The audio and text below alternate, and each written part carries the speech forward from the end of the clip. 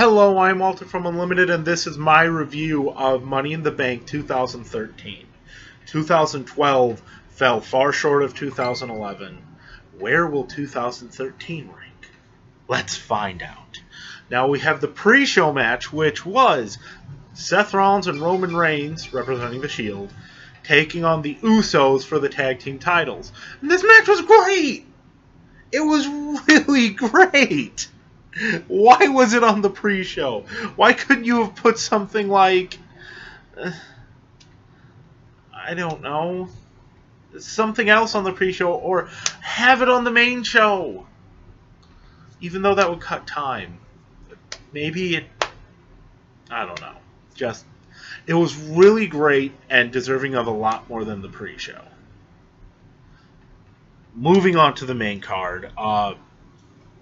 World Heavyweight Championship Money in the Bank match. It's Damien Sandow versus Wade Barrett versus Cody Rhodes versus Dean Ambrose versus Fandango versus Antonio Cesaro versus Jack Swagger. And going into this match, I believe I was calling Wade Barrett all the way. I believe this was about the third year in a row going in I was calling Wade Barrett. But each year, he either didn't win or got injured. So, no, I didn't call him the year before because he was already injured. But yeah, I called Wade Barrett a bunch for Money in the Bank and never won. So there you go. This is the match that was really Cody Rhodes' coming out party in WWE. He shined. He was so over. He was feeding off the crowd. And you felt a Cody Rhodes win coming. He was fingertips away. Then Damien Sandow comes in, dumps him over the top, off the ladder, grabs the briefcase, then proceeds to hold it till October and lose every match leading to, and then lose every match after. And it's just headache-inducing. Why, if they didn't trust Sandow with that, why not give it to Cody? Why not give the reins to Cody? Because you know that Cody could have done it. And I think they know too. They just thought they could have made a lot more with the Sandow character, but they didn't. And they realized that, and they squandered it. And they could have done a lot with the Sandow character, and they didn't. And they squandered it. Moving on. Curtis Axel defending the Intercontinental title against The Miz. Curtis Axel and Paul Heyman were a flop. It's nothing against the talent of Curtis Axel. He is a tremendous talent. He just did not meld well with Paul Heyman. It ended up becoming a lot more about Brock Lesnar in the summer months, and he really fell by the wayside, and they ended up giving him nothing to work with. And when you're given nothing to work with, you look like crap. Curtis Axel retains. AJ Lee defending her newly won Divas Championship against Caitlyn. I liked the matches these two put on. I know I'm probably in the minority, but I liked them. The storyline felt real. It was very catty, but it felt real. AJ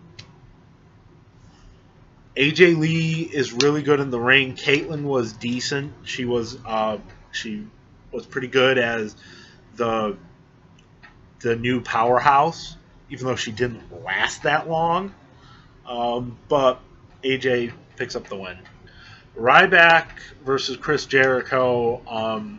This was in the midst of Ryback's steep decline that he never really climbed back from. He beat Chris Jericho, but in the end, even though he won, he still kept going on this decline that he just never got back to where he was the year prior. Alberto Del Rio versus Dolph Ziggler. Del Rio defending the World Heavyweight title. The match those two had the month prior was amazing. It made pretty much everyone genuinely care about both guys, whether positively or negatively. Coming out of that match, Most people wanted to see Dolph Ziggler rip Del Rio's head off for what Del Rio did in that match, targeting Ziggler's head. And Ziggler coming back and crawling and fighting. And they have the rematch end by disqualification. Why? And then they don't follow up on it. They don't keep the feud going. The feud ended on a disqualification.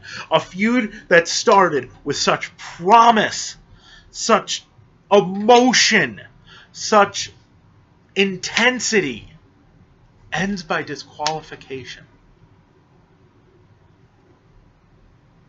What?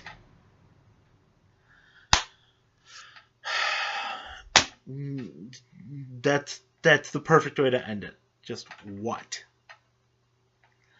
John Cena versus Mark Henry for the WWE Championship. This was led into by one of the best segments in Raw history. Mark Henry's faux retirement was amazing.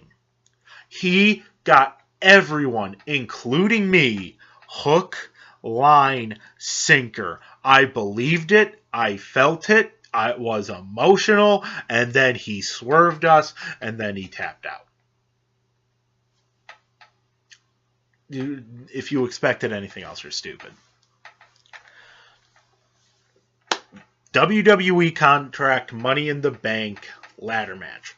Randy Orton versus the returning Rob Van Dam versus CM Punk versus Daniel Bryan versus Sheamus versus Christian.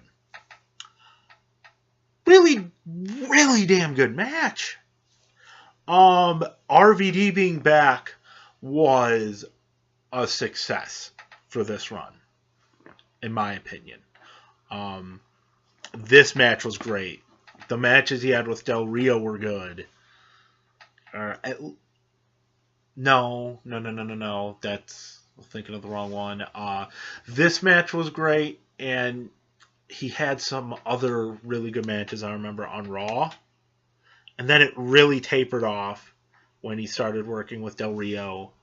But it started off on fire with this match. He was doing classic RVD stuff in this match. Paul Heyman turns on Punk in the match. Legitimately, slicing this part of Punk's head open with a ladder shot.